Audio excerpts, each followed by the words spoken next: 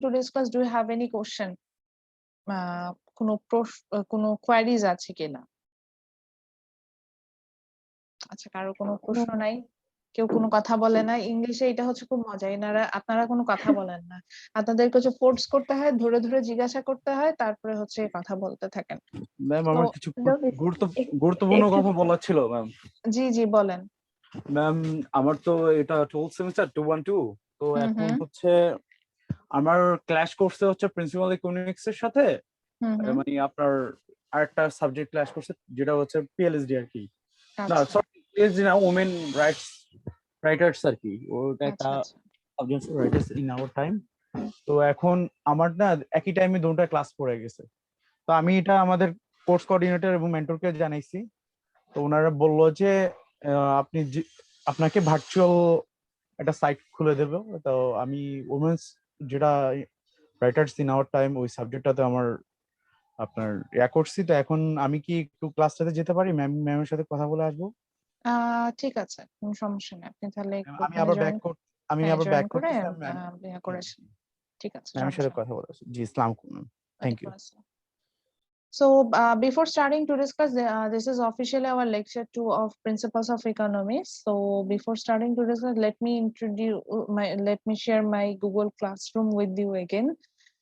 So that যারা রেকর্ডিংটা দেখবেন পরবর্তীতে যাতে প্রবলেম হয় যেন আবারও হচ্ছে আরেকটা শেয়ার করে দিচ্ছি। So, this is my Google Classroom code for GED 109.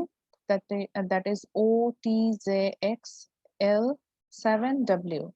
So all are in small letter, and হচ্ছে গিয়ে জাস্ট একটা হচ্ছে ক্যাপিটাল লেটারে আছে।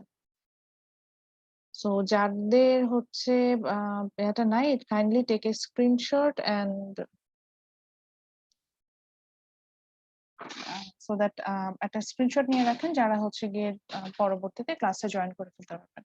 তো আমি আমার ক্লাসের ব্যাপারে যেটা বলতে চাচ্ছিলাম যে আমি আমার ক্লাসের ইনফরমেশন দেখা যায় যে খুব আপ টু ডেট না, মানে আমি চেষ্টা করি যে ক্লাসের সাথে সাথে এগুলোকে হচ্ছে আপনাদের সাথে শেয়ার করে দিতে। So as you can see the class links are here. হ্যাঁ, as you can see the class links are here. আমি ক্লাস লিংক গুলো দিয়ে দিই। দেন কোর্স আউটলাইনটা দিয়ে দিয়েছে। অলরেডি আমি যে রেফারেন্স বুকটা ইউজ করব সেটা আমি শেয়ার করেছি। পাওয়ার পয়েন্ট স্লাইডটা আজকে যেটা শেয়ার মানে পড়াবো ওটা দিয়ে দিব আজকে। আর আমাদের একটা ক্লাস হয়েছে, সেই ক্লাসের রেকর্ডেড ভার্সনটা আমার দেওয়া আছে। সো যেভাবে আমি দিই সাধারণত ইউটিউবের মাধ্যমে, ওইভাবে লিঙ্কটা আপনাদের সাথে শেয়ার করে এভাবে আমি দিয়ে দিয়েছি। সো এটাই বলছি যে আমার গুগল ক্লাসরুমে জয়েন করলে আই হোপ আপনাদের যা কোয়ারিজ ছিল সেগুলো আপনারা জেনে যাবেন, এই প্রবলেম গুলো হবে না। এবং আমি চেষ্টা করি হচ্ছে কি গুগল ক্লাসরুমটাকে এইভাবে মেনটেন করতে। Here is your CR detail. আপনাদের যদি কোনো প্রবলেম থাকে you can communicate with her too. সো সেখান থেকে আপনারা কিন্তু জানতে পারবেন।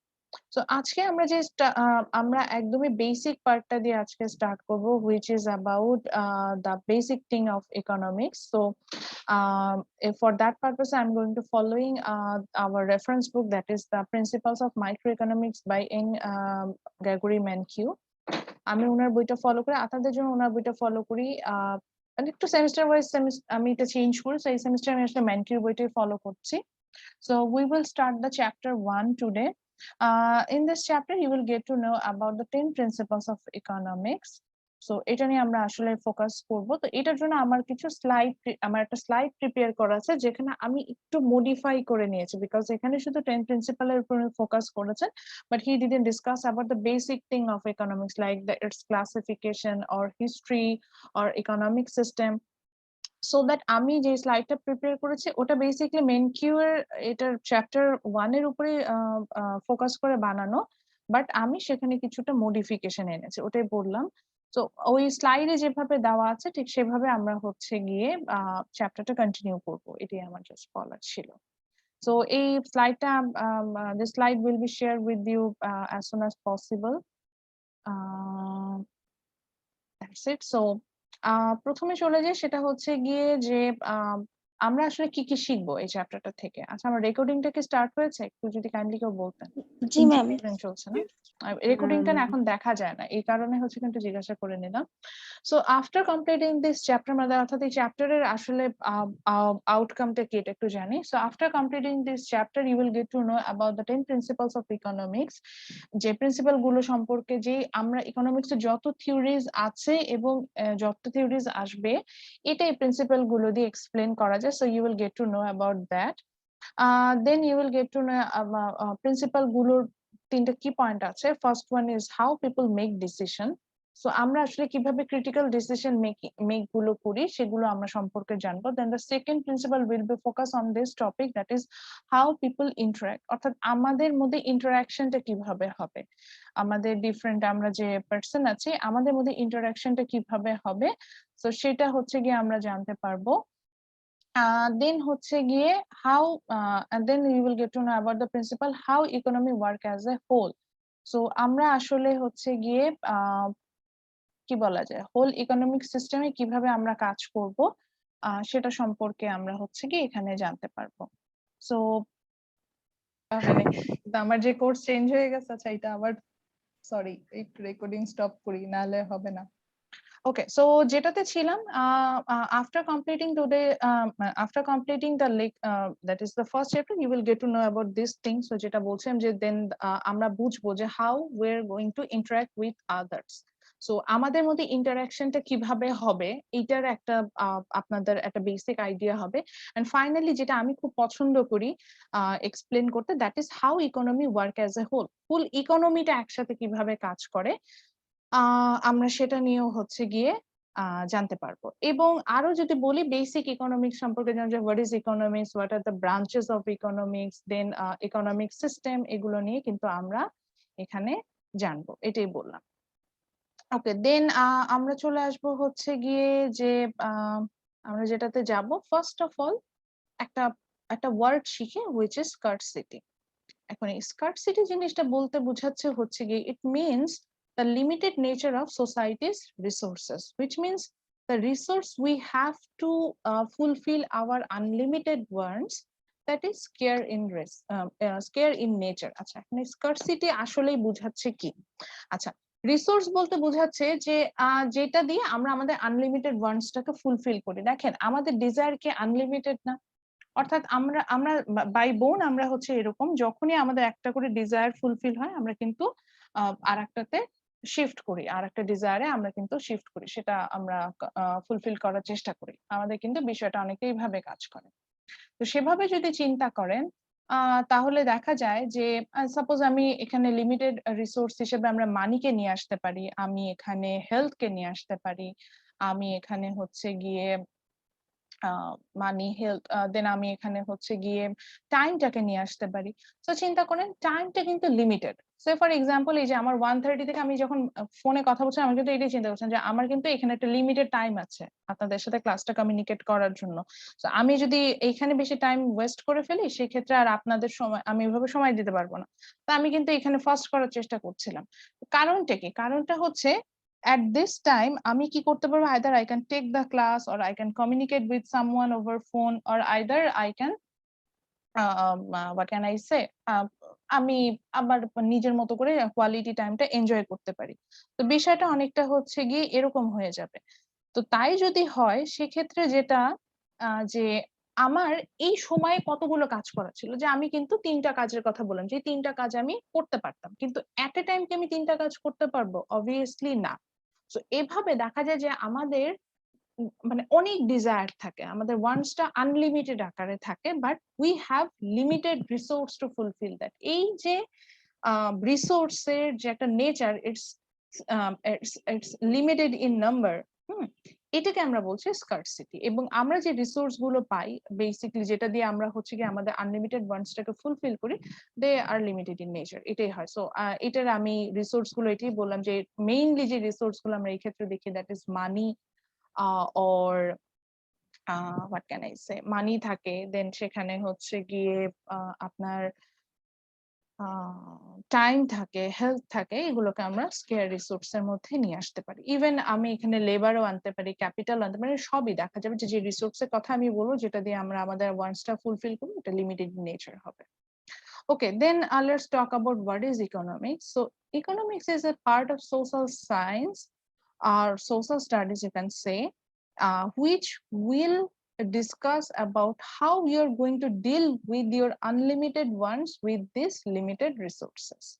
এই যে আমার যে আনলিমিটেড ওয়ান্টস এর কথা আমি বললাম, সেটাকে আমি কিভাবে আমার লিমিটেড রিসোর্স দ্যাট মিন্স এই স্কেয়ার রিসোর্স দিয়ে আমি ফুলফিল করব, এটাই হচ্ছে গিয়ে আমি এটাকে আমি ইকোনমিক্স বলছি। সো ইন দ্যাট কেসেস আমি যেটা পাবো সেটা হচ্ছে গিয়ে যে আমি দেখতে পাবো যেমন হাউ পিপল ডিসাইড, মানে how people decide what to buy, এরকম একটা বিষয়। যেমন ধরেন আমি কিছু এক্সাম্পল হিসেবে বলতে চাচ্ছি, যেমন অ্যাজ এ ইন্ডিভিজুয়াল আপনি যদি চিন্তা করেন, আপনার কাছে ইউ হ্যাভ লিমিটেড রিসোর্স, মানে আপনার মানিটা কিন্তু লিমিটেড, বাট আপনার কিন্তু অনেক কিছু কেনার থাকে, যে আপনি ফুডও পারচেস করতে পারেন, আপনি ক্লোথও পারচেস করতে পারেন, শেল্টার পারচেস করতে পারেন, you have lots of thing to do. Or like আপনার একটা লিমিটেড টাইম আছে, এই যে আমার যেমন লিমিটেড টাইম ছিল, এই লিমিটেড টাইমের মধ্যে how much to work or how much to save or how much to spend, এই যে বিষয়গুলো থাকে, এগুলো কিন্তু হচ্ছে গিয়ে আমরা যেটাকে বলা যায় যে আমরা কিন্তু এটা ইকোনমিক্স এ আমরা এটাকে মানে আমাকে হেল্প করবে যে how I am going to manage those thing. So economics যেটা করছে, আবারও বলছি যে it will help you to decide how much to how you are going to deal with your scarce resources with the unlimited wants. So as a individual আমাদের দেখেন আমাদের অনেক অনেক ধরনের ওয়ান্টস আছে, তো সেটাকে কিভাবে আমরা ডিল করব, এটা ইকোনমিক্স হেল্প করবে। অ্যাজ এ যদি আমি বায়ার সেন্স, আমি ইন্ডিভিজুয়াল বলতে আমি ইন্ডিভিজুয়ালকে বায়ারও বলা যায়, কনজিউমারও বলা যায়। যদি আমি প্রোডিউসার এন্ড থেকে চিন্তা করি, একজন প্রোডিউসার কি করতে পারে, the producer will decide what two produce. Like আমি আজকে যেমন আমার এই ক্লাসে I am the producer, producer বলতে বুঝেছে আই এম দ্য সাপ্লায়ার, আমি এখানে আমরা যেই ক্লাসটা করছি এখানে যে ইনফরমেশন বা সার্ভিসটা প্রোভাইড করা হচ্ছে, এটা আমি সাপ্লাই দেওয়ার চেষ্টা করছি। তো এখানে কিন্তু আমি ডিসাইড করছি যে আজকের ক্লাসটা আমি কতক্ষণ নিব বা কি কি পড়াবো, বা কোন এরিয়া অফ ইন্টারেস্ট আমি ফলো করে আসবো, ক্লাসটা কিভাবে কন্টিনিউ করব, এই যে ডিসিশন গুলো কে নিচ্ছে, আমি নিচ্ছি। এবং এটা কিন্তু এই লিমিটেড রিসোর্স ইউজ করি, যে আমার টাইমটা কনস্ট্রেন আছে বা লাইক আমার হেলথটা কনস্ট্রেন, আমি এখন যদি সিক হয়ে যায় I can continue the class properly obviously. So এইখানে কিভাবে আমি এখানে এটা কন্টিনিউ করবো, এই বিষয়গুলো কিন্তু এখানে চলে আসছে।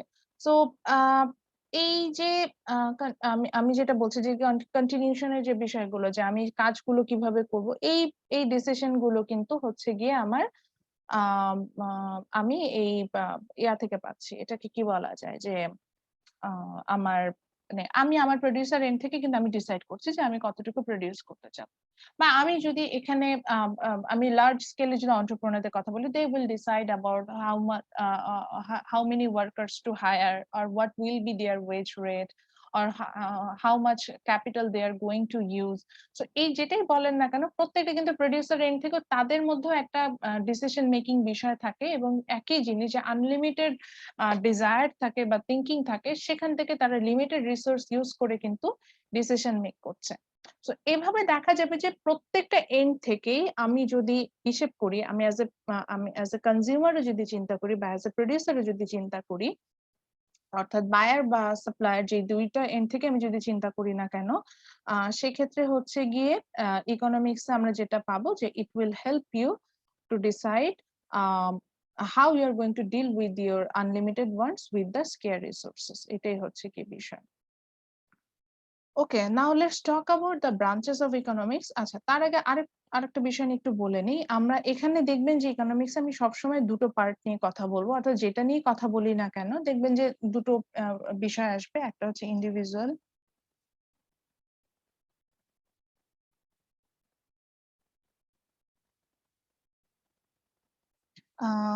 আচ্ছা ইন্ডিভিজুয়াল ভার্সেস ফার্ম লিখলাম, একটু বুঝিয়ে বলবো তারপরে, বা আমি এটাকে হাউস হোল্ডও বলবো অনেক ক্ষেত্রে।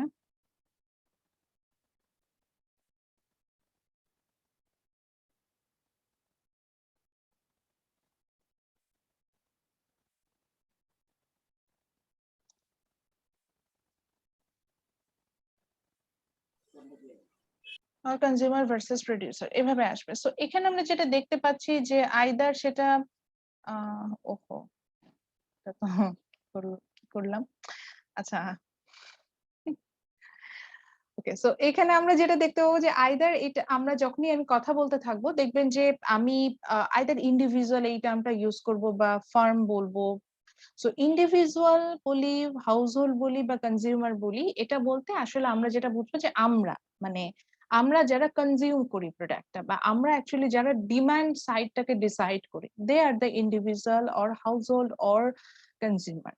আর যারা হচ্ছে সাপ্লাই সাইডটা মানে মার্কেটে কতটুকু সাপ্লাই আসবে সেটা ডিসাইড করে, সে তাদেরকে আমি ফার্ম বলবো অথবা প্রোডিউসার বলবো বা সাপ্লায়ার বলবো।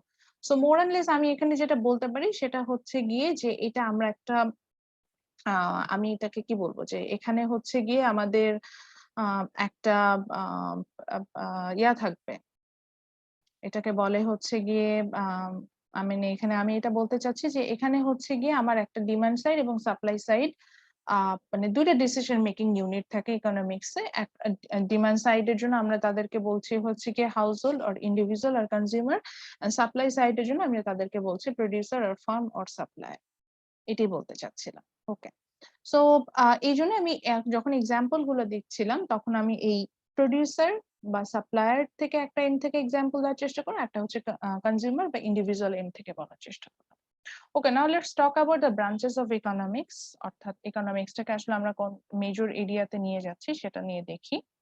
So economics widely two types. One is microeconomics, another one is macroeconomics. So micro means small thing, and macro means large, in a big picture, or you can say in a whole thing. So when I talk about the economic activities of an individual, একদমই একজন individual কে নিয়ে চিন্তা করব, then it will be under the microeconomics. And when I talk about the economic activities as a whole, then it will be under the macroeconomics. আমি একটু request করবো একটু pen and paper নিয়ে বসতে, আমি দুটো ডেফিনেশনটা দিব আপনাদেরকে এখন, মানে বলবো আর একটু লিখে নেবেন। একটু সময় দিচ্ছি, আপনার একটা পেন পেপার নিয়ে বসেন। জি miss.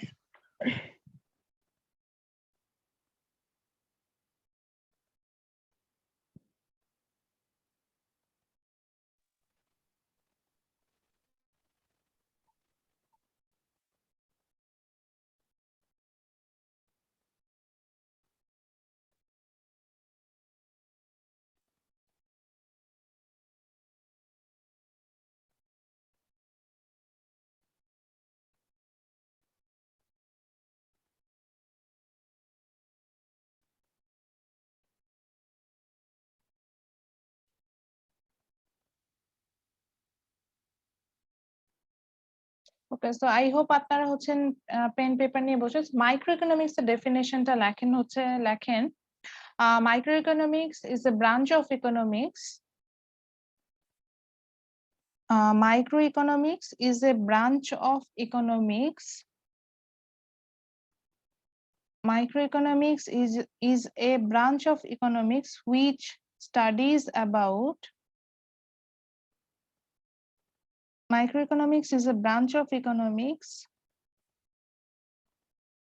G miss, which studies about economic activities of an individual. Economic activities of an individual. Economic activities of an individual.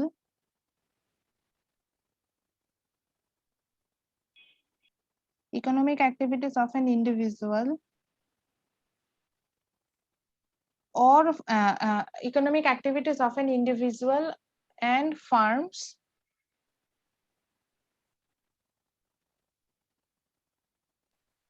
Economic activities of an individual in আচ্ছা n না মানে সিঙ্গুলার ফর্মে না রেখে plural রাখেন, সো ইন্ডিভিজুয়ালস লেখেন মানে plural সেন্সে, and firms FIRMS, and how they interact in market. So কি বলছি যে microeconomics is a branch of economics which studies, কি বললাম তারপরে বলেন? কেউ একজন? About About economic activities hmm of individuals and firms and how they interact in market. Market. So যেটা বলছিলাম যে তাদের ইন্ডিভিজুয়াল যে ইকোনমিক অ্যাক্টিভিটি মানে অ্যাক্টিভিটিস যেটা থাকবে সেটা, এবং তারা মার্কেটে, অর্থাৎ এই আমি ফার্মের কথাই বলি বা আমি মানে অ্যাজ এ প্রোডিউসারের কথাই বলি বা আমি যদি সাপ্লায়ারের কথাই বা আমি কনজিউমারের কথাই যদি বলি না কেন, আমরা মার্কেটে কিভাবে ইন্টারঅ্যাক্ট করব, এই হোল সিনটা কিন্তু আমরা মাইক্রো ইকোনমিক্সে পাবো। ওকে, দেন সেম থিং ফর ম্যাক্রো, একইভাবে লেখেন ম্যাক্রো ইকোনমিক্স। আচ্ছা, ম্যাক্রো হাউ এর পরে কি বলছেন? আচ্ছা আমি একটু লিখেই দিই, ঠিক আছে? How They interact in market.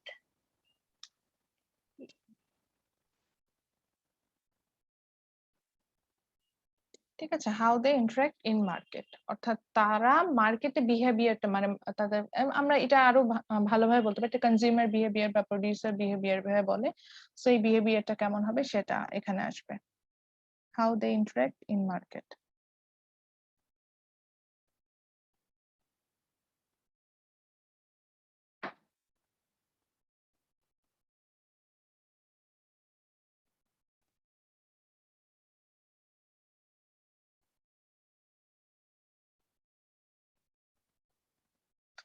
Okay, so now let's talk about the macroeconomics. So একইভাবে ডেফিনেশনটা আসবে, macroeconomics is a part of economics which studies economy wide phenomena, এভাবে লেখেন, which studies about economy wide phenomena, which studies about economy wide phenomena.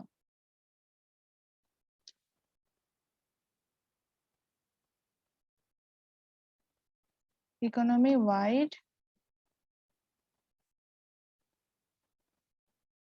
which studies about economic wide phenomena including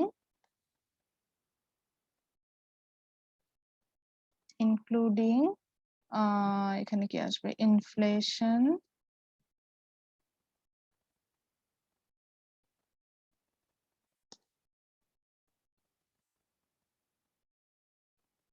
unemployment and growth rate.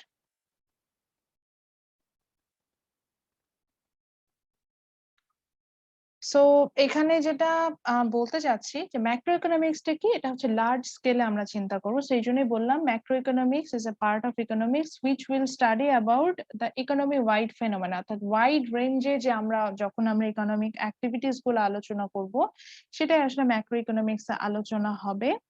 এবং the component will include there, that is inflation, unemployment and growth rate. আমরা সাধারণত macro economic কিছু component থাকে যেগুলো হচ্ছে গিয়ে large স্কেলে আসলে চিন্তা করা হয়, সেটা নিয়ে আমরা আসলে এখানে আলোচনা করি।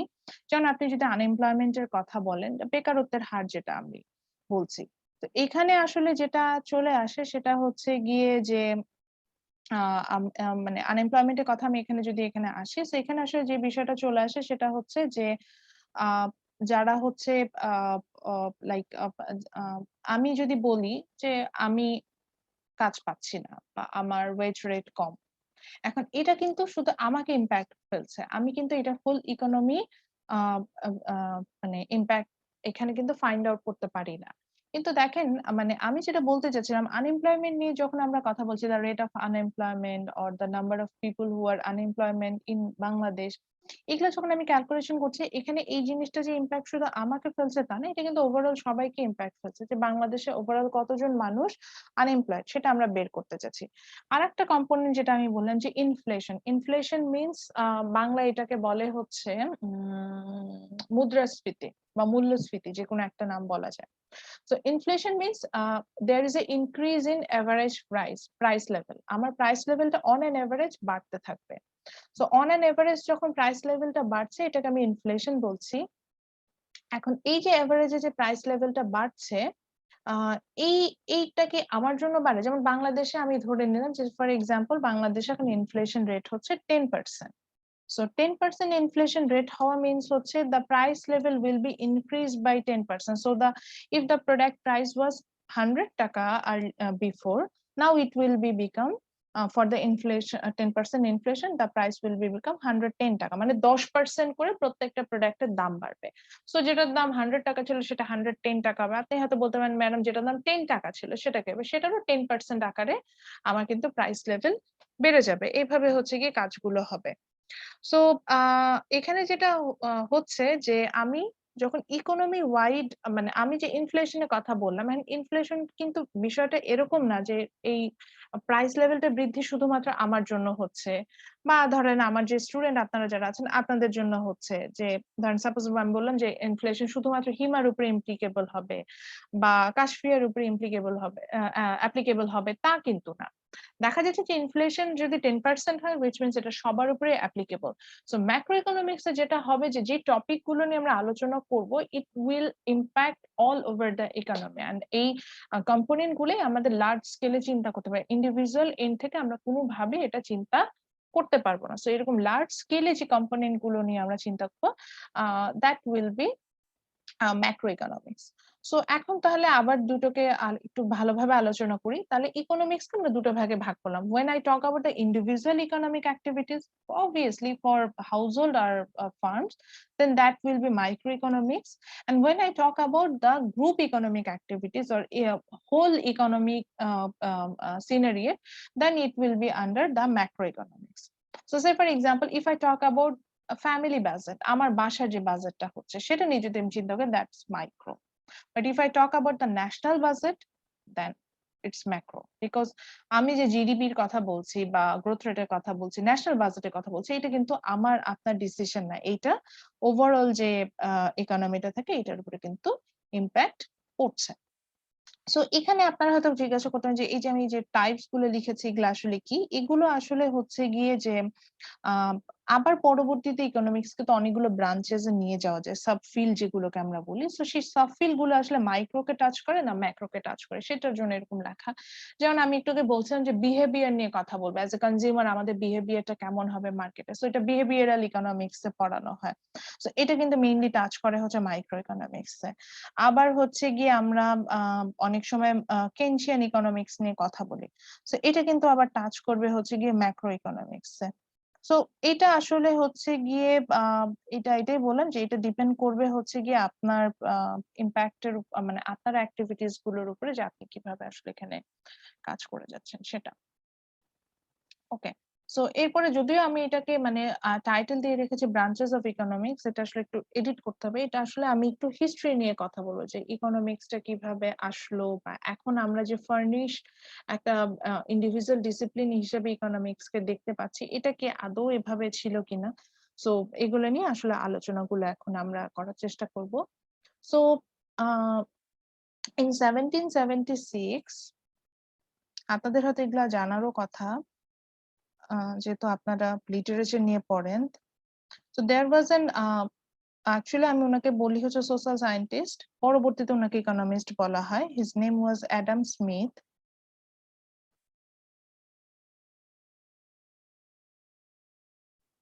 Adam Smith wrote a book, its name is The Wealth of Nation.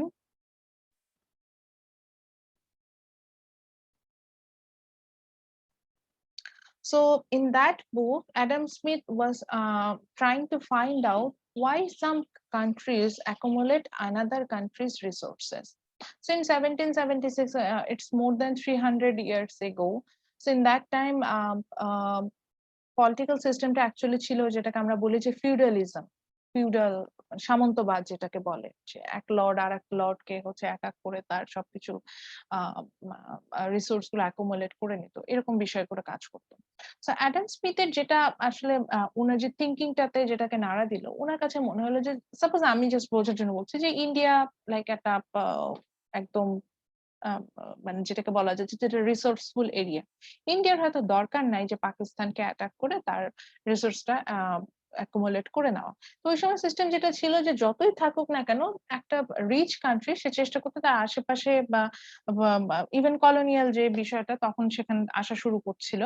তো তাদের সিস্টেমটাই ছিল যে কোনো ভাবে ওই অন্য যে ফার যে কান্ট্রি গুলো আছে বা এরিয়া গুলো আছে সেগুলোর হচ্ছে কি রিসোর্স গুলোকে অ্যাকুমুলেট করে, মানে দখল করে নেওয়া, মোর এন্ড লেস এরকম হচ্ছে গিয়ে বিষয়গুলো এখানে চলে আসছিল। তো এই যে রিসোর্স অ্যাকুমুলেশন গুলো তারা যখন করা শুরু করলো, এইটা যখন রিসোর্স অ্যাকুমুলেশন তারা করা শুরু করলো, এই যে এই প্রসেসটাতে যখন তারা আসলেন, তখন হচ্ছে গিয়ে মানে এটা কেন করছে, মানে ওনার এটাই হচ্ছিল প্রশ্ন যে আমার তো এনাফ রিসোর্স আছে, আমি কেন এগুলা করতে যাচ্ছি।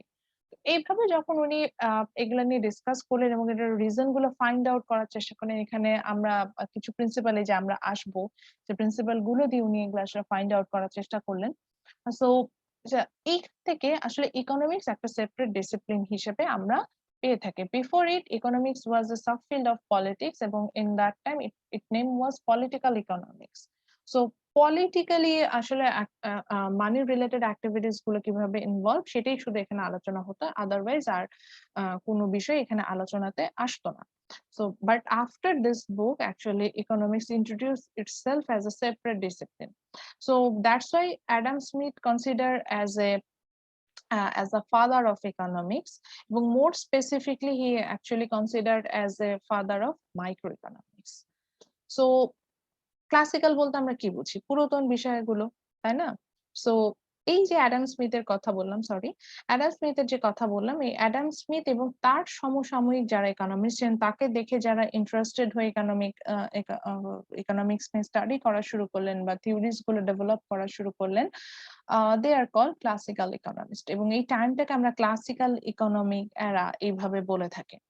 So the famous economists from the classical time, they are Adam Smith, David Ricardo, ঠিক আছে? তারা হচ্ছেন বেশ ফেমাস ইকোনমিস্ট। রিকার্ডোর থিওরিজ গুলো আমি খুব পছন্দ করি। রিকার্ডোর কিছু ইন্টারন্যাশনাল ট্রেডের উপরে কিছু থিওরিজ আছে যেগুলো আমার বেশ পছন্দের।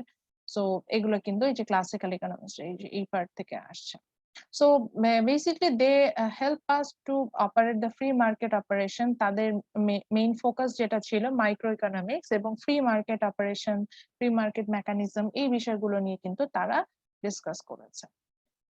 ওকে, সো পরবর্তীতে যে টাইম ফ্রেমটা আসে, দ্যাটস নিও ক্লাসিক্যাল ইকোনমিক্স, এই টাইম ফ্রেমটাকে আমরা এবং তাদেরকে বলি হচ্ছে neoclassical economist. So famous one of the famous neoclassical economists is Alfred Marshall. আমি ওয়ালরাসের কিছু ল আছে আপনার ওয়েজের উপরে, মার্শালের কাজ আছে হচ্ছে কি ট্যাক্সেশন এন্ড আদার্স উপরে, ইউটিলিটির উপরে। সো বেসিক্যালি তারা যেটা এই সময় করলেন সেটা হচ্ছে গিয়ে যে what can I say, neoclassical ইকোনমিক্সদের কাজ যেটা ছিল সেটা হচ্ছে গিয়ে অবভিয়াসলি ক্লাসিক্যাল ইকোনমিক্সরা জাস্ট ইন্ট্রোডিউস করলো, তো তাদের থিওরিতে কিছু তো প্রবলেম থাকবে। আমি থিওরি গুলো রং সেটা বলছি না, আমাদের যেটা হয় যে আমরা দেখতে পাই যে থিওরিতে কিছু মডিফিকেশন থাকে, অথবা হচ্ছে গিয়ে যেটাকে বলা যায় যে থিওরিতে কিছু চেঞ্জেস হয়ে যায়, বা ক্রিটিসিজম, মেইন কথা এটাই যে থিওরির এগেনস্টে কিছু ক্রিটিসিজম থাকে বা ইমপ্রুভমেন্টের বিষয় থাকে, সেখান থেকে যখন ক্লাসিক্যাল ইকোনমিস্টদের থেকে সরে আসা শুরু করে, সেখান থেকে আসলে নিও ক্লাসিক্যাল ইকোনমিস্টরা তাদের হচ্ছে গিয়ে তারা ইন্ট্রোডিউস হন। এবং নিও ক্লাসিক্যাল ইকোনমিস্টদের মেইনলি যে ফোকাসিং পয়েন্ট, সেটা যে থিওরিটা থেকে তারা আসলেন, সেটা হচ্ছে সেইস ল। জন ব্যাপটিস্ট সে, উনি একটা ল দেন যেটাকে আমরা বলি হচ্ছে সেইস ল। সেইস লটা হচ্ছে এরকম যে supply creates its own demand. আবারও বলছি, supply creates its own demand. তো সেখান থেকে আসলে সেইস লটা চলে আসে যে সাপ্লাই থেকে আসলে আমরা ডিমান্ড ক্রিয়েশনে যেতে পারি, এরকম একটা বিষয়। সো এটাই আসলে মূল ভিত্তি, যেটাকে বলে যে ফাউন্ডেশন, যেটা সেটা হচ্ছে নিও ক্লাসিক্যাল ইকোনমিক্স এর ফাউন্ডেশন হচ্ছে সেইস ল। সেখান থেকে তারা ক্লাসিক্যাল থেকে নিও ক্লাসিক্যাল ইন্ট্রোডিউস হলো। তো যাই বলি না কেন, ক্লাসিক্যালদের কথা বলি, নিও ক্লাসিক্যালদের কথা বলি, they all focus on the individual economic activities of household and firm. তো তারা কিন্তু মাইক্রো পার্টি ছিল। এখন ভালো মতোই সবকিছু চলছিল, এরপরে কি হয়ে গেল, ফার্স্ট ওয়ার্ল্ড ওয়ার চলে আসলো। So after First World War, USA basically they faced a Great Depression. They faced a recession. Actually, its name is Great Depression. It happens on 1930s. So when it happens, যেটা হয়েছিল যে almost 70% of working age population of US economy, they lost their job. they become unemployed, the price level was too high, that means the inflation rate was too high, and the government couldn't control the economy. The the economic collapse day by day. The situation was like that. এরকম একটা যখন situation দেখা দিল, তখন আসলে কোনোভাবে drive দেওয়া যাচ্ছিল না, অর্থাৎ ইকোনমিটাকে কোনোভাবে ওভারকাম করা যাচ্ছিল না। তো তখন হচ্ছে কি যে এই যে আমি যতই ইকোনমিক্সদের কথা বলি, তাদের যে থিওরিজ গুলো ছিল, সেক্ষেত্রে তাদের একটা মেইন থিওরি ছিল যে free market operation, which means আমি মার্কেটকে যদি ইটসেলফ ছেড়ে দিই, মার্কেটটা অ্যাজ ইট ইজ কাজ করতে থাকবে। অর্থাৎ মার্কেটে যদি খুব বেশি, যেমন মানে ছেড়ে দেওয়া বলতে বোঝাচ্ছি যে এখানে কোনো প্রকার ইনসেনটিভ কাজ করবে না, অর্থাৎ গভর্নমেন্টও কোনো ইনফ্লুয়েন্স ফেলতে পারবে না, বা আপনি কোনো ইনফ্লুয়েন্স ফেলতে পারবো না। সেক্ষেত্রে যে প্রবলেমস গুলো আমরা ফেস করবো, লাইক আমার যদি আনএমপ্লয়মেন্ট রেটটা বেড়ে যায়, it will overcome over time, বা প্রাইস লেভেল যদি বেড়ে যায়, which means if there is inflation, it will be overcome over time, by the time. এরকম বিষয়গুলো কিন্তু এখানে কাজ করবে। তো এই ক্ষেত্রে যেটা হলো যে কেনজিয়ান ইকোনমিক্স যখন ডেভেলপ করে গেল, সরি ভুল বলছি, গ্রেট ডিপ্রেশনের সময় যেটা দেখা গেল যে ক্লাসিক্যাল বলি বা নিও ক্লাসিক্যাল বলি, দোজ থিওরিজ ফেইল্ড করে গেল, এবং কোনোভাবেই এই সিচুয়েশনটাকে, দ্যাট মিনস যে ডিপ্রেশন হচ্ছে, অর্থাৎ ইকোনমি যে কোলাপস করছে, রিসেশন হচ্ছে। রিসেশন মিনস মানুষ মানে মানুষের জব থাকবে না, মানুষের হাতে এনাফ রিসোর্স থাকবে না, তাদের পারচেজিং পাওয়ার থাকবে না, তারপরে সেখানে ফেমিন দেখা দিবে, প্রোডাকশন বন্ধ হয়ে যাবে, এই যে একটা সব ভালনারেবল সিচুয়েশন গুলো দেখা দিচ্ছে। তো এটাকে কোনোভাবে মানে ওভারকাম করা যাচ্ছে না, বা কিক স্টার্ট আমি যেটাকে বলবো, যেটা স্টার্ট আপ যেটা করা, সেটা করা যাচ্ছে না। সো আমি সেই ক্ষেত্রে তখন এই যে যেটাকে বলছিলাম ক্লাসিক্যাল বলি বা নিও ক্লাসিক্যাল বলি, তাদের কোনো থিওরি দিয়ে কাজ করছিল না। তখন যেটা হলো সেটা হচ্ছে গিয়ে যে তখন যেটা হলো সেটা হচ্ছে গিয়ে যে আমরা এটাকে বলে হচ্ছে গিয়ে তখন John Maynard Keynes, he is an British economist. So উনি একটা নতুন থিওরি নিয়ে আসলেন। উনি হচ্ছেন গিয়ে হি টক্স মানে উনি কিন্তু বেসিক্যালি ইকোনমিস্ট ছিলেন না, he was a tax advocate as far as I. Know উনি যেটা হলো যে উনি দেখলেন যে যদি উনার মানে আন্ডারস্ট্যান্ডিংটা এরকম ছিল যে আপনি যদি মানে উনার আন্ডারস্ট্যান্ডিংটা এরকম ছিল যে উনি বুঝতে পারলেন যে যদি কোনো কারণে এখানে গভর্নমেন্ট ইন্ট্রোডিউস করে নিজেকে, অর্থাৎ গভর্নমেন্ট ইনসেনটিভ যদি নেয়, দেন সেখানে একটা কিক স্টার্ট পসিবল, দেন ইকোনমিটা আবার যেখানে আমরা যেটাকে বলি বুম, বা নতুন করে যে হচ্ছে গিয়ে আবার রিস্টার্ট করা, সেটা কিন্তু এখানে পসিবল হবে। সো আসলে বিষয়টা আমি বুঝায়, মানে আপনাদের যেহেতু বেসিক ইকোনমিক্সটা ওরকম ধারণা নেই, আমি বুঝায় বলতে পারছি। আমি জাস্ট একটা এক্সাম্পল দিয়ে বলি, তাহলে হয়তো বুঝতে পারবেন। বাংলাদেশে যখন করোনার প্রাদুর্ভাবটা খুব দেখা যায়, প্যান্ডেমিকটা খুব সিভিয়ার পর্যায়ে চলে যায়, আপনারা নোটিস করে দেখবেন যে গভর্নমেন্ট কিন্তু একটা সাবসিডি প্রজেক্ট নেয়, 5,000 crore টাকার একটা সাবসিডি প্রজেক্ট নেয়, এবং বিভিন্ন সেক্টরে গভর্নমেন্ট নিজে থেকে মানে ইনভেস্টমেন্টে যায়, যে লাইক আরএমজি তে স্পেশালি ইনভেস্টমেন্টটা করেছিল।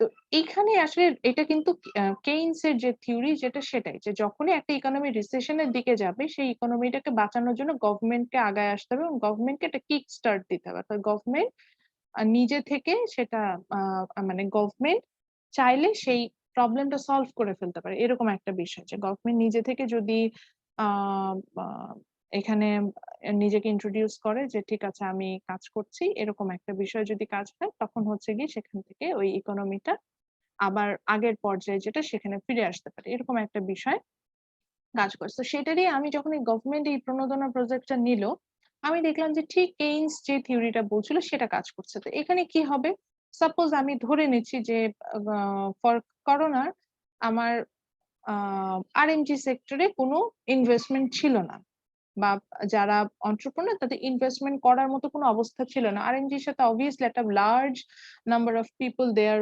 Related with the RNG sector. তো গভর্নমেন্ট যদি নিজে থেকে কিছু টাকা ওখানে ইনভেস্ট করে, মানে খুব সহজ শর্তে ওই উদ্যোক্তাদের মাধ্যমে ইনভেস্ট করে, তাহলে কি হবে? প্রোডাকশন চলতে থাকবে, প্রোডাকশন চলে মানুষের ওয়েজ, মানে প্রোডাকশন চলা মানে কি আমরা জব পাবো, আমরা স্যালারি পাবো। সো আমাদের কিন্তু ওখান থেকে অ্যাটলিস্ট আমরা যে স্যালারি না মানে জবলেস হয়ে যেই একটা ক্রিটিক্যাল সিচুয়েশনে চলে যাচ্ছে সেটা না হয়ে আমাদের কিন্তু হচ্ছে গিয়ে সেখানে কিছুটা সুযোগ থাকবে, এটাই বলতে চাচ্ছিলাম। তো এটাই বলতে চাচ্ছিলাম, এই যে থিওরিজ গুলো বা এই যে একটা চেঞ্জেস আনার বিষয়, যেটা যে গভর্নমেন্ট ইনসেনটিভ দিয়ে আমরা চাইলে ইকোনমিকে রিস্টার্ট করতে পারি, বা একটা ইকোনমি যে একত্রে মানে অর্থাৎ মানে হোল একটা সিনারিয়ের থেকে কাজ করা পসিবল, সেটাই আসলে কেইনস দেখায়। So after 1930s there is a new start in economics, যেটাকে আমরা বলি যেটার পার্টটাকে আমরা বলি হচ্ছে কেইনশিয়ান ইকোনমিস্ট। ইভেন এখন পর্যন্ত আমরা এই পলিসি গুলোই ফলো করে থাকি, কেইনস যে থিওরিজ গুলো দিয়ে গেছে। এবং এই কারণে আমরা কিন্তু কেইনস কিন্তু প্রথম যে ইকোনমিকে মানে যেটাকে বললাম যে অ্যাজ এ হোল বা অ্যাজ এ গ্রুপ কাজ করার মতো আমাদেরকে একটা আইডিয়াস দেন। এই কারণে কেইনসকে বলা হয় হচ্ছে he is the father of macro economics. ঠিক আছে, আমরা কিন্তু এর আগে কাউকে এটাতে পাইনি। সো এই হলো বিষয়। আচ্ছা, আমি একটু কোশ্চেন নিব এখন, আপনার যেহেতু একদমই কথা বলছেন না, এবং এর মধ্যে আপনার যেটা করবেন যে চ্যাট বক্সে নিজের নাম আর আইডিটা একটু ইয়া করে দেন, লিখে দেন।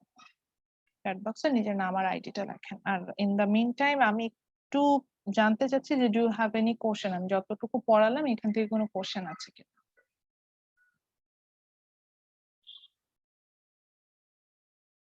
আচ্ছা, কোশ্চেন না থাকলে আমি র্যান্ডম কয়েকজনকে জিজ্ঞাসা করবো, যেহেতু I would love to take reflection. তো আমি প্রথমেই দেখতে পাচ্ছি হচ্ছে আসাদুজ্জামান নূর। স্যার, আপনি কি আমাকে শুনতে পাচ্ছেন? আসাদ, আপনি কি শুনতে পাচ্ছেন? 183 batch, the last digit is 45. Asad কি ক্লাসে আছে না ঘুমায় গেছে?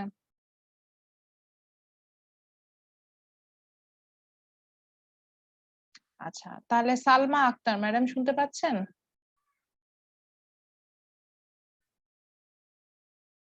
জি ম্যাম। আচ্ছা, তো আমি কিছু ইনফরমেশন আজকের ক্লাসে যেটা হয়েছে একদমই বেসিক জায়গা থেকে স্টার্ট করেছি, এবং কিছু ইনফরমেশন আপনাদের সাথে শেয়ার করার চেষ্টা করেছি। তো সেখান থেকে সালমার কি কোনো লার্নিং হয়েছে, মানে আপনার রিফ্লেকশনটা কি? ম্যাম, আমি মাইক্রো ইকোনমিক্স, ম্যাক্রো ইকোনমিক্স এগুলো সব ভালোভাবে বুঝছি, ক্লাসিক্যাল, নিউ ক্লাসিক্যাল, কিন্তু হচ্ছে লাস্টে যেটা পড়ালেন যে কেইনশিয়ান, কেইনশিয়ান এটা একটু, ইকোনমিক্স। জি ম্যাম, এটা একটু বুঝি না, একটু আচ্ছা প্রবলেম হইতেছে। মনে হয় আচ্ছা যে বাসায় পড়লে একটু ঘাটাঘাটি করলে পার। আচ্ছা, ফাতেমা তো জোহরা ম্যাডাম শুনতে পাচ্ছেন? ইয়েস ম্যাম, আসসালামু আলাইকুম ম্যাম। ওয়ালাইকুম আসসালাম। সো ম্যাম হোয়াটস আমি ইউর মোটামুটি ম্যাম বুঝতে পারছি সবই, মানে ক্লাসিক্যাল নিও ক্লাসিক্যাল এটা হচ্ছে ম্যাম আমাদের যে টাইম ফ্রেম নিয়ে কথা বলছে এখানে, হ্যাঁ কিন্তু মানে এখান থেকে আমি আচ্ছা একটু বলে নিই, এখান থেকে আমি এরকম প্রশ্নও করব না, এটা জাস্ট একটা সাবজেক্ট নিয়ে পড়বেন, সেটা হিস্ট্রি সম্পর্কে জানা উচিত না, যে কিভাবে আসলে চেঞ্জেস গুলো আসা শুরু করলো বা কিভাবে ইন্ট্রোডিউস হলো। কারণ আমি যতটুকু জানি ইংলিশে যেটা হয় যে আপনাদেরও মনে হয় ডিফারেন্ট টাইম ফ্রেম ধরে লিটারেচার গুলো পড়তে হয় না? জি ম্যাম, আমাদের প্রচুর ম্যাম এগুলো মনে রাখতে হয়। হ্যাঁ, মানে রেনেসা যুগে একরকম, মানে আমি খুব লিটল বিট ইংলিশ নিয়ে আমার ওইভাবে ইন্টারেস্ট ছিল না, আমার কিছু ফ্রেন্ড ছিল ওরা আলোচনা করতো, আমি যখন জাহাঙ্গীরনগরে ছিলাম ওইখান থেকে জানি যে ওদের হচ্ছে ওই টাইম ফ্রেম ওয়াইজে আপনাদের different different even course offer হয়, তাই না? জি মানে ম্যাম, জি ম্যাম, প্রত্যেকটা সেমিস্টারেই ম্যাম থাকে এরকম। হ্যাঁ, মানে দেখা যাচ্ছে যে সাপোজ আমি জাস্ট আমার আইডিয়া থেকে বলছি যে 16th সেঞ্চুরির যে পোয়েট্রি গুলো ছিল সেটার উপরে ধরেন একটা কোর্স, বা ওই সময় যে নোবেল গুলো আসে সেটার উপর একটা কোর্স, মানে এগুলো আলাদা আলাদা ভাবে পড়তে হয়। তো ঠিক জি ম্যাম, একইভাবে ইকোনমিক্সও কিভাবে টাইম টু টাইম চেঞ্জ হয়েছে এবং এটা টাইম ফ্রেম গুলোকে আমরা কিভাবে ডিস্ট্রিবিউট করছি, মানে ডিভাইডেড গুলো কিভাবে করছি, আমি জাস্ট সেটাকে একটু আলোচনা করার চেষ্টা করেছি। এবং এখানে আসলে যেটা বোঝানোর চেষ্টা করেছি যে ক্লাসিক্যালের কথাই বলি বা নিও ক্লাসিক্যালের কথা বলি, they all focused on micro part, মানে ইন্ডিভিজুয়াল ইকোনমিক অ্যাক্টিভিটিস নিয়ে কথা ইয়েস বলছি। ম্যাম, ইয়েস ম্যাম, এটাই কিন্তু বলছি। যখনই আমি এই যে 1930s এর আগে আসলে কি এই যে ম্যাক্রো মানে সবাইকে নিয়ে যে কাজ করতে হবে বা আগাতে হবে এই জিনিসটা আসলে আমরা ওইভাবে রিয়েলাইজও করি নাই, প্রয়োজন পড়ে নাই।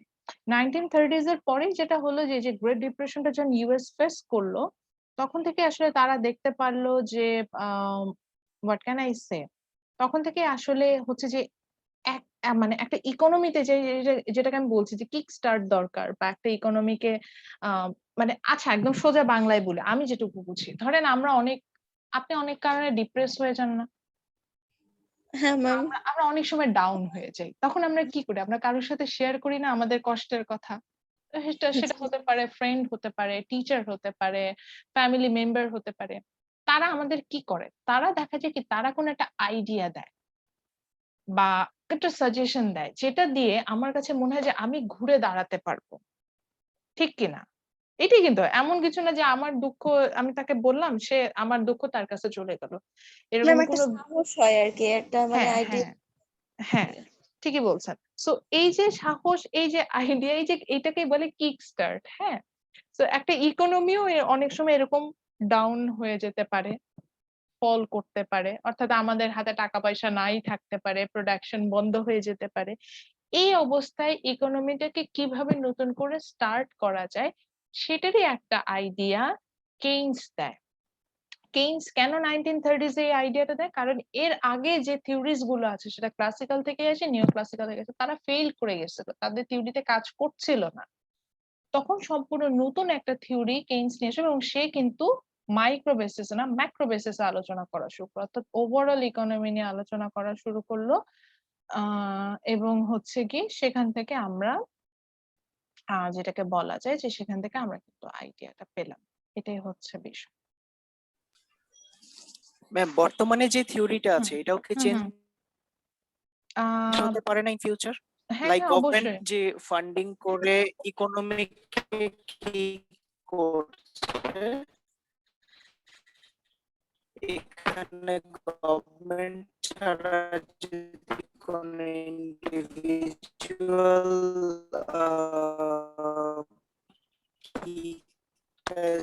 স্টার্ট করতে চায় সেটা আচ্ছা রাহাত, আমি একটা কথাটা মোটামুটি বুঝতে পারছি, আপনার নেটওয়ার্কের প্রবলেমের জন্য কথাটা ভেঙে ভেঙে আসছে। আমি যেটুকু বুঝতে পারছি বড় কোনো জায়ান্ট একটা কোম্পানি হুম হুম হুম আমি রাহাতের কোশ্চেনটা যেটা বুঝতে পারছি যদি যে উনি যেটা বলতে ফান্ডিংটা চাচ্ছেন যে করে, গভর্নমেন্ট ছাড়া যদি আমরা অন্য কোনো ফান্ডিং পসিবল কিনা, অর্থাৎ উনি বলছেন যেটা ইন্ডিভিজুয়াল সেক্টর থেকে হতে পারে, এটা একটা জায়ান্ট কোনো গ্রুপ হতে পারে। আমি এটার ইমপ্লিকেশন আছে। আপনি দেখবেন যে কিছু হলেই আমরা ওয়ার্ল্ড ব্যাংক থেকে সাহায্য পাই না, ওয়ার্ল্ড ব্যাংক, আইএমএফ, বা দেখবেন যে ইউএসএ হেল্প করছে, ইউকে হেল্প করছে, এরকম। বা আমরা আমরা আমরা আরো বেশি হেল্প পাই হচ্ছে ইয়া থেকে, জাপান থেকে। জাপান আমাদের প্রচুর হচ্ছে গিয়ে ফরেন এইড দেয়, যেটাকে আমরা বলি। হ্যাঁ, সো ফরেন এইডটা আমরা হচ্ছে গিয়ে প্রচুর জাপানের কাছ থেকে পাই। তো এটা যে এই যে কিক স্টার্টের কথা বললাম, এটা যে সবসময় গভর্নমেন্টই নিতে হবে, মানে কোন একটা সেক্টর পড়ে গেলে যেটা সবসময় গভর্নমেন্টই করে তা না। কেইনস বলেছিল যেটা গভর্নমেন্ট ইন্টারভেনশনটা এখানে আসতে পারে, গভর্নমেন্ট যেহেতু আমাদের ইলেক্টেড একটা পার্সন থাকে যারা সবকিছু মেনটেন করে, এই জন্য বলেছে। বাট ইট ডাজেন্ট মিন যে শুধু গভর্নমেন্টেরই করতে হবে তা না, এটা যে কোনো একটা বাহির থেকে একটা ফোর্স, মেইন কথা এই force, it could be government, it could be a group of industries, it could be a outside nation, it could be a international organization, যেই হোক না কেন একটা আউটসাইড ফোর্স থেকে এই পুরো বিষয়টাকে মনিটরিং করার জন্য একটা প্রেসার ক্রিয়েট করতে হবে। প্রেসারটা সেটা সেটা একটা সাবসিডি প্রজেক্টের মাধ্যমে হতে পারে, সেখানে আমি লেবারদেরকে ট্রেন আপ করে নিতে পারি, আমি প্রোডাকশনে ডিরেক্টলি ইনভলভ হতে পারি। এইভাবে আসলে কিক স্টার্ট করার কথাই কেইনস বলেন সেখানে। সো এই যে আমি যা বলছি এখানে কোনোটাই ইন্ডিভিজুয়াল অ্যাক্টিভিটিস নিয়ে কথা বলছি না, কিন্তু দেখেন এখানে আমরা সবাইকে নিয়ে আলোচনা করার চেষ্টা। সো এইখান থেকে আসলে ম্যাক্রো কনসেপ্টটা আসা শুরু করে। পরবর্তীতে অবভিয়াসলি আরো ডেভেলপমেন্ট হয়েছে, যেমন ট্যাক্সেশন এখন আমরা যেভাবে দেখি আগে ভাবে ছিল না। সো এখানে নতুন থিওরিজ আসছে। তারপরে এখন যেমন গ্রোথ থিওরি গুলো, অর্থাৎ গ্রোথ মডেল গুলো যেগুলো আমরা দেখি, ডেভেলপমেন্ট যে থিওরিজ গুলো দেখি, এগুলো সবই ম্যাক্রো বেসিসে আসছে, এটাই বলতে চাচ্ছিলাম। Okay, so now let's talk about the economic system. So আমরা তাহলে এখন পর্যন্ত যতটুকু পড়লাম, আচ্ছা আমার একটু কিক স্টার্ট দরকার। আমি এখন একটু পজ করে, আমি একটু আপসেট হয়ে গেছে। আমাকে কি আপনারা একটু কিক স্টার্ট দিতে পারবেন? একটু কিক স্টার্ট দেন, আমি একটু শুনি। ঠিক আছে, আল্লাহ যখন ভালোর জন্য করেন। ওকে, সো এরপরে আমরা যেটা চলে যাব সেটা হচ্ছে কি ইকোনমিক সিস্টেম। এটা দিয়ে আজকে আমি শেষ করব। নেক্সট ক্লাসে আমরা 10 প্রিন্সিপালে ফোকাস করব। সো ইকোনমিক সিস্টেম বলতে বোঝাচ্ছে যে আমরা যেই মার্কেটটাকে ফোকাস করি না কেন, এই যে বললাম যে মার্কেটে দুইটা ডিসিশন মেকিং ইউনিট থাকবে, ইন্ডিভিজুয়াল এন্ড মানে যেটাকে বলছিলাম যে হাউসহোল্ড এন্ড ফার্ম বা ইন্ডিভিজুয়াল এন্ড প্রোডিউসার। সো সেই মার্কেটটা আসলে একটা দুটো ইকোনমিক সিস্টেম ফলো, মানে ইকোনমিক যে কোনো একটা ইকোনমিক সিস্টেম ফলো করে আসে। তো সেটা আমরা এখন ফোকাস করব। সো এটার জন্য আমি একদম শেষ থেকে শুরু করবো। আমি এটা একটু উল্টো ভাবে লিখে ফেলেছিলাম, এই জন্য আমি একদম নিচে থেকে আসছি। প্রথমে আমরা যেটা সম্পর্কে জানবো, which is planned economy. আমরা we will get to know about 3 types of economic system: planned economy, market economy and mixed economy. So in planned economy, basically যেটাকে বললাম যে ডিসিশন মেকিং ইউনিট যারা ছিল, প্রোডিউসার এন্ড কনজিউমার, তো তারা কোন দুইটা সাইড ডিসাইড করছিল, ডিমান্ড এন্ড সাপ্লাই সাইড, তাই না? সো ইন প্ল্যান্ড ইকোনমি, যেহেতু নামে মানে ইকোনমিক্স এর মজা হচ্ছে নামেই ও সব বলে দিবে যে আমি আসলে কি বোঝাতে চাচ্ছি। সো প্ল্যান্ড মানে কি আগে থেকেই ডিসাইড করা। So yes, in planned economy government will decide the demand and supply sector. অর্থাৎ ডিমান্ড কতটুকু হবে ওই মার্কেটে বা সাপ্লাই কতটুকু হবে, এটা পুরোপুরি গভর্নমেন্ট ডিসাইড করবে প্ল্যান্ড ইকোনমিতে। এটাই হচ্ছে ওখানকার বিষয়। সো আপনি হয়তো আস্ক করতে পারেন গভর্নমেন্ট ডিসাইড করবে, which means what can I সে, অর্থাৎ আমার কোনো ইনভলভমেন্ট থাকবে না। না, আপনার এখানে কোনো ইনভলভমেন্ট থাকবে না, গভর্নমেন্ট যা বলবে এখানে আসলে এই ধরনের ইকোনমিতে সেটাই হবে এই ইকোনমিক সিস্টেমে। সে ফর এক্সাম্পল আমি এটার একদম পারফেক্ট এক্সাম্পল হিসেবে বলতে পারি the public universities of Bangladesh. বাংলাদেশে যে পাবলিক ইউনিভার্সিটি গুলো আছে, এখানে ডিমান্ডটা কি, গভর্নমেন্ট ডিমান্ড মানে কি, কতজন স্টুডেন্ট অ্যাডমিশন নেবে, এটা কি গভর্নমেন্ট ডিসাইড করে না, নাকি আপনি ডিসাইড করেন?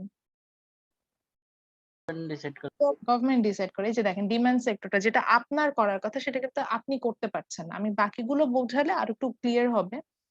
সো দেখেন পাবলিক ইউনিভার্সিটি গুলোতে কোন সাবজেক্ট অফার হবে, কতগুলো স্টুডেন্ট অ্যাডমিশন হবে, সব গভর্নমেন্ট ডিসাইড করে। ইন দ্য সেম ওয়ে কোন টিচার রিক্রুট হবে, কোন টিচার কোন কোর্স নেবে, এগুলো গভর্নমেন্ট ডিসাইড করে। মানে এখানে ডিমান্ড বলি সাপ্লাই সাইড বলি কোনোটাতেই আমার আপনার অর্থাৎ প্রোডিউসার বা কনজিউমারদের কোনো হাত নাই। এই ধরনের ইকোনমিকে আমরা বলে থাকি planned economy. Government will decide the both sector.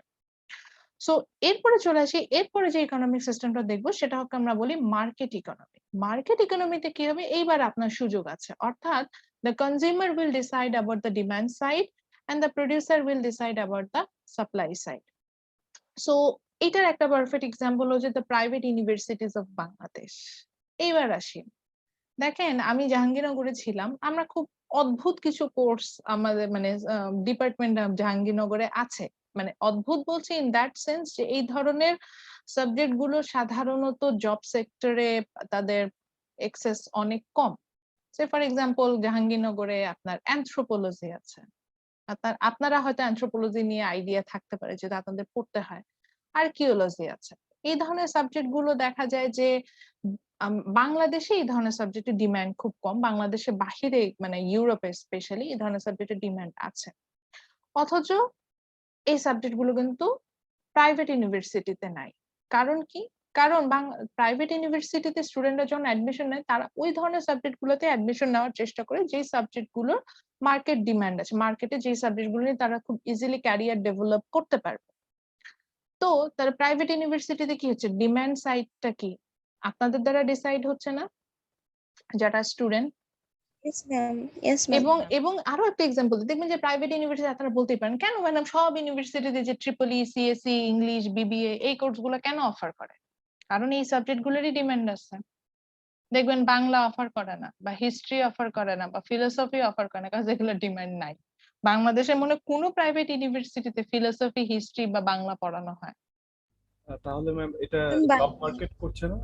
মানে জব মানে জব মার্কেটে কিন্তু ডিমান্ড খুব কম, এই কারণে স্টুডেন্টরাই ডিমান্ড করে না। কোনো স্টুডেন্ট এসে বলে না যে আমি বাংলা ডিপার্টমেন্টে ভর্তি হবো বা ফিলোসফিতে ভর্তি হবো। এই কারণে এই সাবজেক্ট গুলো প্রাইভেট ইউনিভার্সিটি। তো মার্কেট ইকোনমিতে যেটা হচ্ছে যে বললাম ডিমান্ড সাইডটা কি আপনারা কনজিউমাররা ডিসাইড করবেন। আচ্ছা, তাহলে ম্যাডাম সাপ্লাই সাইডটা কারা ডিসাইড করবে? প্রোডিউসাররা। এবার আসি প্রাইভেট ইউনিভার্সিটিতে কি যেই সাবজেক্ট গুলোর ডিমান্ড আছে ঠিক স্পেসিফিক সেই ফিল্ডের টিচার গুলো কি তারা রিক্রুট করে না? গ্রিনে কি মানে বাংলার টিচার রিক্রুট করবে না ইংলিশের টিচার রিক্রুট করবে? ইংলিশ। অবভিয়াসলি ইংলিশ, বিকজ আমার ইংলিশের ডিমান্ড আছে। সো সেই এরিয়ার আমার টিচার লাগবে, বা আমি সিএস এর টিচার নিব, বা আমি ফিজিক্স এর টিচার নিব, বা কেমিস্ট্রি টিচার নিব, বা ইকোনমিক্স এর টিচার নিব, বিকজ এগুলোর ডিমান্ড আছে। সো সেই সাবজেক্ট গুলোর টিচার আমি কিন্তু এখানে অ্যাসাইন করে দিব যারা হচ্ছে গিয়ে আপনার নিতে পারবে। সো মার্কেট ইকোনমিতে কি হবে, এখানে আর কোনো প্ল্যান কোনো কিছু নাই। The demand side will be decided by the consumer and the supply side will be decided by the producer.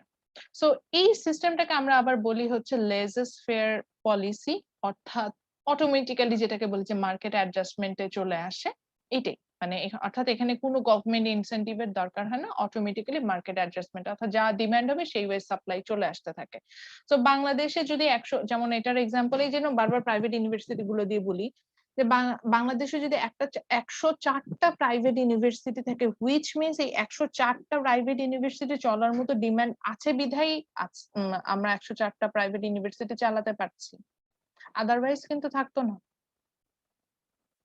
যেমন বাংলাদেশে প্রচুর প্রাইভেট স্কুল এন্ড কলেজ আছে, বিকজ গভর্নমেন্ট স্কুল কলেজ আছে, এগুলো দিয়ে আসলে স্টুডেন্টদের এডুকেশন কমপ্লিট করা যাচ্ছে না, এরপরও অনেক এক্সেস ডিমান্ড থাকে। তো এই এক্সেস ডিমান্ড গুলোকে আমি কোথা দিয়ে কমপ্লিট করবো? ওই জন্যই কিন্তু প্রাইভেট স্কুল এন্ড কলেজ গুলো আসছে, এটাই বলতে চাচ্ছিলাম। আচ্ছা, এবার আসে মিক্সড ইকোনমিক। এটা হচ্ছে মজা, অর্থাৎ এখানে আপনি প্ল্যান্ড ইকোনমিও পাবেন, মার্কেট ইকোনমিও পাবেন। That means this is the blend of planned economy and market economy.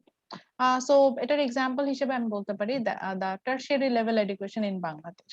So এখানে প্ল্যান্ড ইকোনমি হিসেবে আপনার গভর্নমেন্ট ইউনিভার্সিটি গুলো আছে, আবার মার্কেট ইকোনমি হিসেবে প্রাইভেট ইউনিভার্সিটি গুলো কিন্তু আছে, এন্ড দে ওয়ার্ক টুগেদার, ঠিক কিনা? So this is an example of mixed economy. এখন আপনি বলতে পারেন যে ম্যাডাম এটা আসলে আমি কিভাবে বুঝবো যে কোন মানে কোন মার্কেটটা কোন ইকোনমিক সিস্টেমে আছে? তখন মার্কেটের ডিমান্ড এন্ড সাপ্লাই সাইডটা নিয়ে চিন্তা করা শুরু করবেন। যেমন যদি বাংলাদেশে এভিয়েশন সেক্টর নিয়ে চিন্তা করেন, that's an example of mixed economy, because there you will find out the Biman Bangladesh airline, like বিমান বাংলাদেশে কি হচ্ছে যে ওটা government organization, so government own করছে, এবং গভর্নমেন্ট ডিসাইড করছে ডিমান্ড সাপ্লাই সাইডটা। আবার যদি বাকি প্রাইভেট এয়ারলাইন গুলো, যে প্রাইভেট এয়ারলাইনই বললাম, সেগুলো আবার কিন্তু লাইক ইউএস বাংলা আছে, নোভো আছে, সেগুলোর ডিমান্ড সাপ্লাই সাইডটা কি আপনারা ডিমান্ডটা ডিসাইড করছে, সেই ওয়েজ ওরা সাপ্লাই দিচ্ছে। যেমন এটার একটা এক্সাম্পল হিসেবে বলি, দেখবেন যে যদি নোভো বা ইউএস বাংলার আপনারা যদি অপারেশন মানে মানে ইয়াটা দেখেন, ফ্লাইট শিডিউল গুলো দেখেন, আপনারা দেখবেন যে ওদের প্রতিদিন কক্সবাজারে অনেকগুলো ফ্লাইট আছে, 6টা কক্সবাজারের ফ্লাইট থাকে, চিটাগং ফ্লাইট থাকে। কিন্তু আপনি যদি রাজশাহী দেখেন বা সৈয়দপুর দেখেন, দেখবেন যে একটা ফ্লাইট বা খুব হাইয়েস্ট 2টা ফ্লাইট আছে। কারণ কি?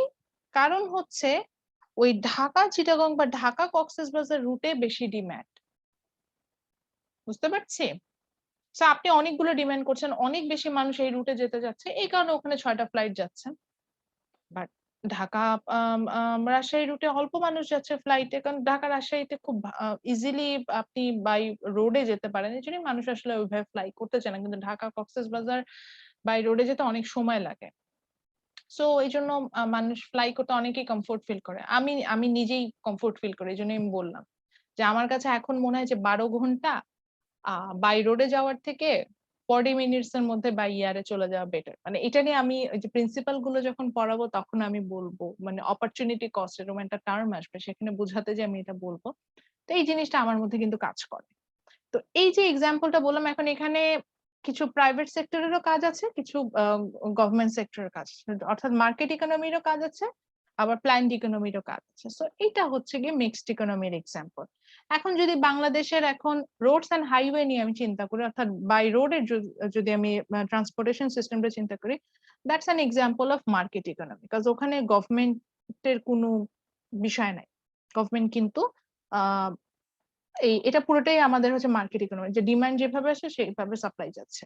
কিন্তু আবার যদি রেলওয়ে সেক্টরটা চিন্তা করেন, that's an example of planned economy. Railway সেক্টরে কি হচ্ছে, যে গভর্নমেন্ট হচ্ছে গিয়ে পুরোটাই কি গভর্নমেন্ট ডিসাইড করছে না? আচ্ছা, যদি না বুঝেন একটু বুঝাই বলি। রেলওয়ে সেক্টরে কি হচ্ছে, আপনি হয়তো ভাবতেন যে না ম্যাডাম আমি তো টিকিট কাটলেই ট্রেনে উঠতে পারি। ওকে ফাইন, টিকিট কাটলে আপনি ট্রেনে উঠতে পারছেন ঠিকই, কিন্তু গভর্নমেন্ট কিন্তু ডিসাইড করে দিচ্ছে কয়টা ট্রেন চলবে, ট্রেন গুলোতে কতগুলো প্যাসেঞ্জার থাকবে, এগুলো কিন্তু কোনোটাতে ডিসাইড করতে পারছেন না। তো আপনার ডিমান্ডটা ইনডিরেক্টলি গভর্নমেন্ট ডিসাইড করে দিচ্ছে। ঠিক একইভাবে গভর্নমেন্ট এর অ্যাবিলিটি ওয়াইজ হচ্ছে গিয়ে সাপ্লাই দিচ্ছে। তো এখানে আমাদের কোনো হাত নাই। তো দ্যাটস প্ল্যান্ড ইকোনমি। যখন আমাদের হাত থাকে তখন সেটা মার্কেট ইকোনমি বা মিক্সড ইকোনমিতে যায়, বাট ওটা না থাকলে এটা প্ল্যান্ড ইকোনমিতে চলে যায়। আচ্ছা, আজকের আমি তেমন আগাবো না। আজকে আপনাদের একটু কাজ দিব, সেটা হচ্ছে এটা আমি জাস্ট র্যান্ডাম যে বললাম রিফ্লেকশন নিব। আপনি নিজে মানে নিজে একটা লিস্ট করবেন, অ্যাটলিস্ট 5টা টাস্ক বের করবেন যেখানে ইউ ফেস ইউ হ্যাভ স্কার্সিটি, অর্থাৎ you have unlimited wants but you have limited resource to fulfill that. যে কোনো 5টা ইনসিডেন্স আপনার লাইফে আপনি লিখবেন, লিখে রাখবেন, জাস্ট একটা পয়েন্ট আউট, একটা মোবাইলে একটা নোটস লিখে রেখে দিতে পারেন যাতে আমি র্যান্ডম জিজ্ঞাসা করলে অ্যান্সার করতে পারেন where you have faced scarcity। বুঝতে পারছি? যে কোনো 5টা র্যান্ডম ইনসিডেন্স, মানে যে কোনো সেটা যে কোনো ইনসিডেন্স হতে পারে, সেখানে আপনি এরকম, যেমন আমাকে যদি এখন বলে, আমি ফার্স্ট এখন বলবো যে আমি যে ক্রাইসিসটা ফেস করছি সেটা হচ্ছে টাইম ম্যানেজমেন্ট, যে আমি এই টাইমের মধ্যে অনেকগুলো কাজ করতে হচ্ছে, সো আমি প্রায়োরিটি সেট করতে পারছি না, so I am facing scarcity here. So এরকম ভাবে আপনি আপনার লাইফে ঘটে যাওয়া এরকম 5টা স্কার্সিটির এক্সাম্পল মানে জাস্ট একটা পয়েন্ট আউট করবেন। আমি যেমন র্যান্ডম বেসিসে রিফ্লেকশন নেই সেভাবে নিব। আচ্ছা, সবাই কি চ্যাট বক্সে নিচে নামার আইডিটা দিয়েছেন? Yes ma'am. ওকে, ঠিক আছে, তাহলে ওখান থেকে আমি অ্যাটেন্ডেন্সটা নিয়ে নিব। Okay, see you on the next class. Next class ইনশাআল্লাহ দেখা হবে। টিল দেন সবাই ভালো থাকেন। আর আমি আজকে যে স্লাইডটা পড়ানো শুরু করেছি এটা আপনাদের গুগল ক্লাসরুমে শেয়ার করে দেব, don't worry. Okay ma'am, thank you ma'am. Okay, আসসালামু আলাইকুম। আসসালামু আলাইকুম। আসসালামু আলাইকুম ম্যাম।